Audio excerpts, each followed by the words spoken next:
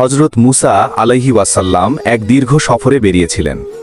হঠাৎ পথে আকাশে কালো মেঘ জমল এবং প্রবল বর্ষণ শুরু হলো। তিনি একটি গাছের নিচে দাঁড়িয়ে আশ্রয় নিলেন।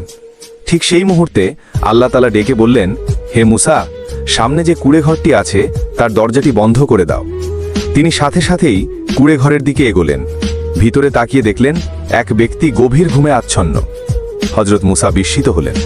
তিনি নিঃশব্দে দরজাটি বন্ধ করলেন এবং ফিরে এলেন।